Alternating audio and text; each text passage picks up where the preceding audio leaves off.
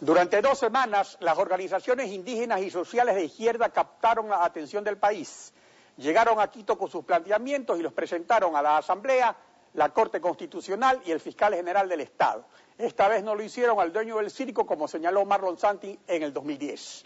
Por su parte, el presidente Correa se curó en salud con su primera prioridad, que es mantener la estabilidad del gobierno. Copó las 4 plazas públicas más importantes de la capital y exorcizó el mito de la desestabilización que evocan las marchas indígenas. Ahora debería venir un espacio de análisis para los temas en debate: agua, tierra y libertad de expresión. Diana Atamaín, asambleísta de Pachacuti por Morona, Santiago, es nuestra invitada. Asambleísta, buenos días, bienvenida a Contacto Directo. Buenos días, muchísimas gracias. Asambleísta, la marcha básicamente fue una expresión del derecho a la resistencia que garantiza el artículo 98 de la Constitución. De ahí la importancia del pedido al fiscal general del Estado para que termine la criminalización de la protesta social. En el actual gobierno, ¿cuándo empezó esta criminalización?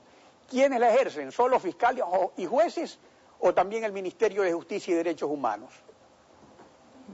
Bueno, creo que esta persecución a la protesta indígena, a la criminalización a la protesta social, no solo indígena, empezó una vez aprobada la Constitución, cuando los diferentes sectores y sobre todo el movimiento indígena empezó a insistir, a trabajar para que se terrenalice esos principios constitucionales, sobre todo del derecho a la naturaleza, el derecho a la libertad de expresión. En ese sentido es que las propuestas que se hacían llegar hacia la Asamblea Nacional se contraponían con las propuestas que venían desde el Ejecutivo. En ese momento, haciendo uso precisamente del precepto constitucional del derecho a la resistencia, se salió a las calles desde los diferentes sectores, y fue en ese momento cuando al gobierno de Correa le empieza a quedar como una camisa de fuerza a la Constitución y empieza a reprimir, empieza a perseguir a los líderes sociales, a los líderes campesinos que querían que se terrenalice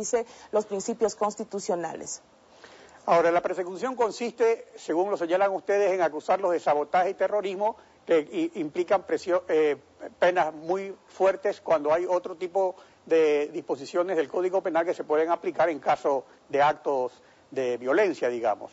Entonces, en ese sentido es que yo le preguntaba, ¿cómo se instrumentó? O sea, esto lo inicia ¿quién? El Ministerio de Justicia como parte acusadora, la Fiscalía, lo aplican los jueces. ¿Esto continúa o se iniciaron estos juicios que son casi 200 y luego se han detenido y se lo mantiene como una espada de Damocles sobre los dirigentes indígenas y sociales a fin de mantenerlos tranquilos, por decirlo así?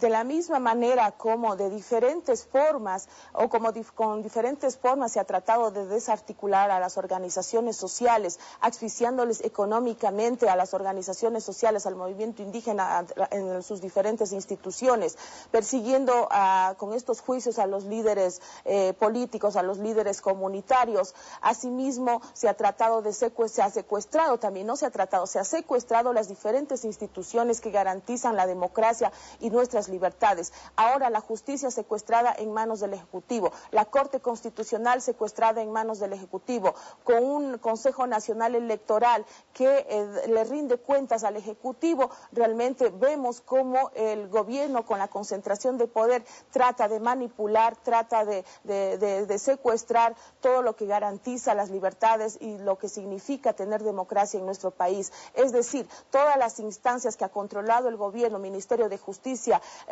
la cuestionada forma de cómo llegó el señor fiscal a ocupar su cargo, dan cuenta de que definitivamente se está concentrando poder precisamente para controlar todas las instancias y de esa manera pretender perpetuarse en el poder. Ahora, la Constitución en su artículo 1 define el Ecuador como un Estado de derechos y justicia, es decir, como un Estado garantista, donde no solo rige la ley, sino que sobre la ley están los derechos humanos garantizados en los tratados internacionales. Si esto es así, entonces, ¿es necesario cambiar o derogar alguna ley, que la Asamblea dicte amnistía o simplemente que el fiscal general ordene archivar todas las acusaciones de sabotaje y terrorismo contra los dirigentes de las organizaciones indígenas y sociales?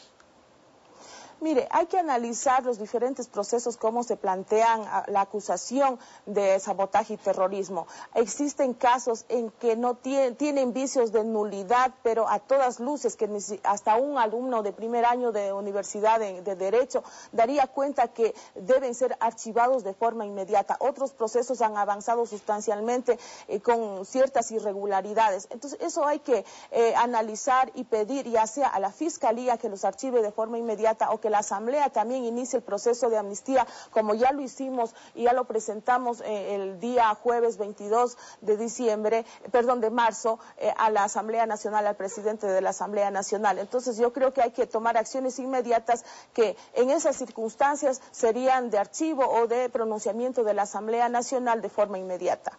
Ahora, la marcha se realizó con un no a la gran minería justo cuando el gobierno firma el primer contrato de minería a gran escala. ¿Cuál es la posición de la CONAIE según los puntos 2, 3 y 4 del mandato plurinacional por el agua, la vida y la dignidad de los pueblos? ¿Es un no rotundo y no negociable a toda actividad extractiva minera y petrolera? ¿O si hay algún espacio para la negociación?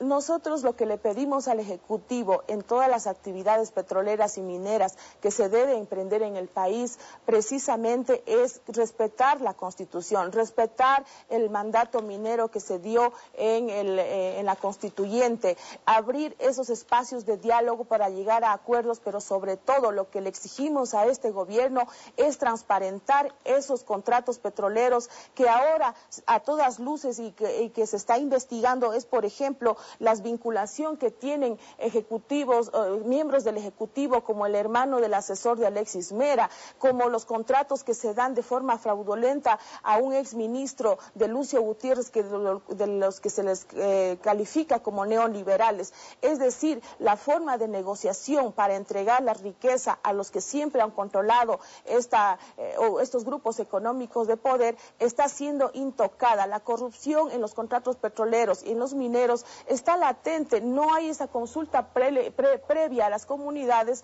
en las que se puede advertir y abrir estos puntos de debate y explicar a la gente en qué condiciones se dan los contratos, cuáles son los montos y las condiciones en las que se les ponen a las empresas mineras o petroleras para remediar los impactos ambientales, sobre todo que son irreversibles en zonas tan frágiles como en la cordillera del Cóndor. Nosotros queremos que estos temas se transparenten ante el país y que realmente estas negociaciones garanticen que las utilidades y que los beneficios sean para todos los ecuatorianos y no sigamos en la misma línea de la corrupción y entregar esta riqueza a las grandes empresas mineras o petroleras. Eso es básicamente, nosotros no nos oponemos al desarrollo, no nos oponemos a una explotación racional con respeto a la Constitución de los recursos naturales que los tiene el Ecuador y que es de todos los ecuatorianos. Claro, y justamente la Constitución ordena la consulta previa, que según el artículo 398, y también la consulta prelegislativa, de acuerdo al convenio número 169 de la Organización Internacional del Trabajo sobre Derechos de los Pueblos Indígenas.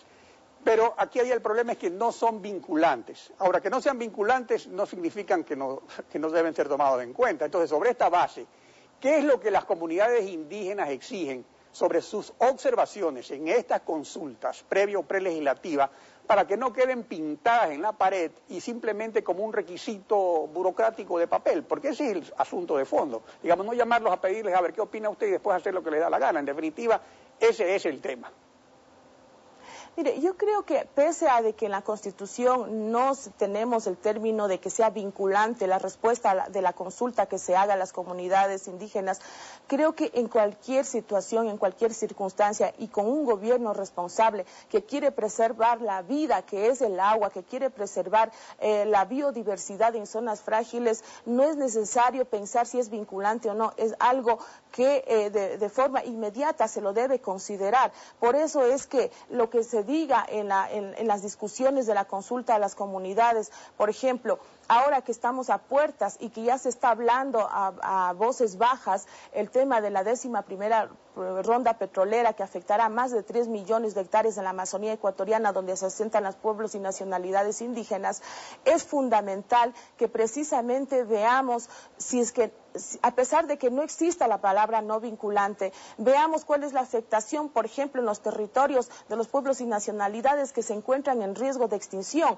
donde la biodiversidad es tan frágil, es tan rica, pero al mismo tiempo tan frágil. Yo creo que no es necesario ver si es o no vinculante, yo creo que es una responsabilidad como política pública del Estado preservar la vida de los ecuatorianos, preservar la vida de la humanidad, como se está mirando lo que sucede con Yasuní y Teté, y yo creo que queda más allá de esta palabra que tanto utiliza el gobierno de que no es vinculante para hacer lo que él quiere, haciendo oídos sordos a las propuestas que se le hace llegar desde los diferentes sectores ambientalistas, pueblos indígenas y nacionalidades, y del pueblo ecuatoriano que reclama progreso, pero que también reclama tener mejor vida, tener mejores condiciones de vida sanas, aire puro, agua limpia para las futuras generaciones. Yo creo que se debe actuar con responsabilidad.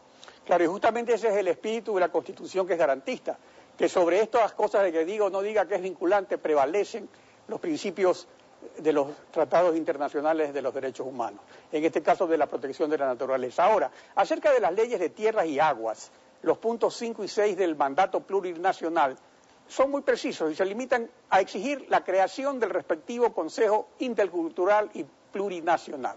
Ahora, pero lo importante es esto: ¿con qué competencias y con qué integración, mientras está a cargo del Ejecutivo la responsabilidad de la rectoría de estas políticas? O sea, ¿cuáles serían las competencias y la integración de estos consejos?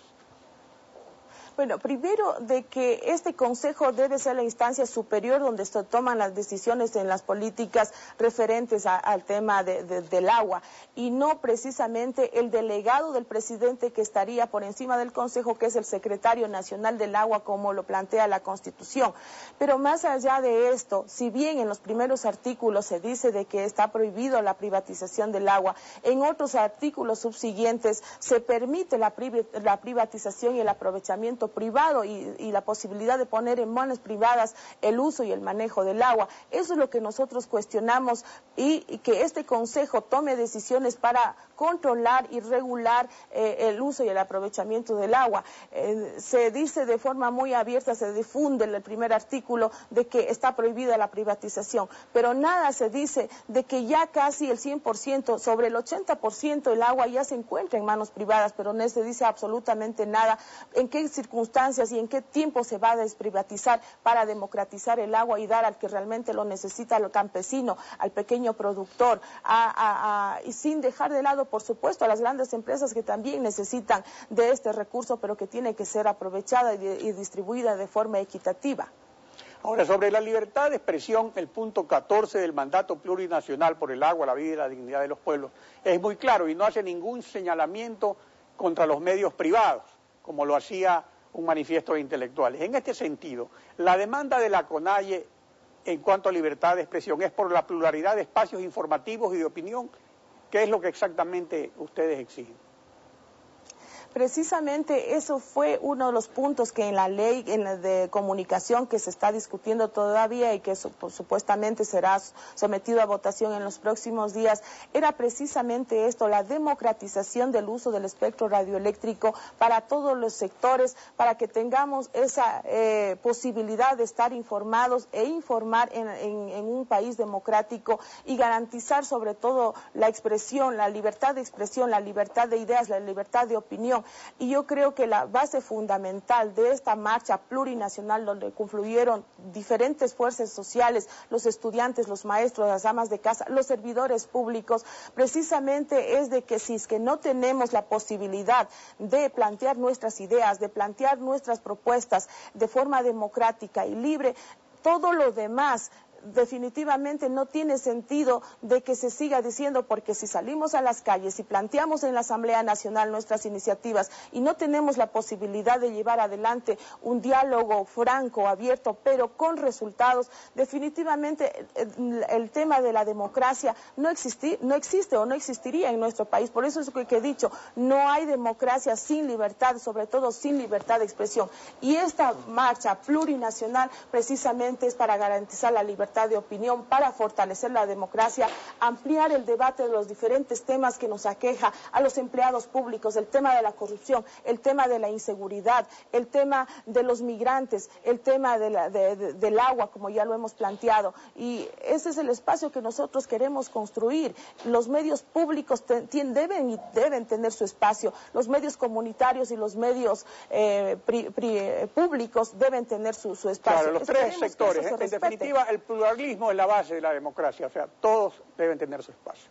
Ese es en definitiva el planteamiento, ¿no? Así es, definitivamente, en un país democrático tienen que todos los sectores estar inmiscuidos en estos procesos de diálogo, tienen que ser parte de la construcción de un Estado plurinacional. Nosotros, esta lucha que ha planteado el movimiento indígena no ha sido exclusivamente para plantear principios que defiendan los derechos colectivos o lo que significa solo el movimiento indígena. Han estado los campesinos en nuestra marcha, ha estado la UNE, han estado los maestros, han estado los estudiantes, han estado gente ciudadana, libre, común y corriente defendiendo la libertad de expresión. Y yo creo que el mayor resultado que hemos tenido en esta gran marcha y que lo que le asusta al gobierno es precisamente haber rescatado y haber revitalizado la capacidad de protesta, la capacidad de propuesta a través de salir a las calles. Hemos recuperado la posibilidad de plantear nuestras ideas, la posibilidad de llevar adelante nuestra capacidad de lucha. La organización social ha perdido el miedo al poder y ha salido a las calles como lo ha dicho, ¿no?, el presidente de la República. Los ponchos y los sombreros se levantaron, las plumas coloridas de la Amazonía se levantaron, las corbatas y las camisas de los empleados públicos estuvieron en las calles, las mochilas de los estudiantes de los colegios y de las universidades, el overol del obrero, el mandil del médico, todos salimos a las calles para decirle: señor presidente, aquí estamos, somos un pueblo digno, dispuestos a defender nuestras libertades y garantías constitucionales que usted los está echando al tacho de la basura. Asambleísta, muchas gracias por su participación en Contacto Directo.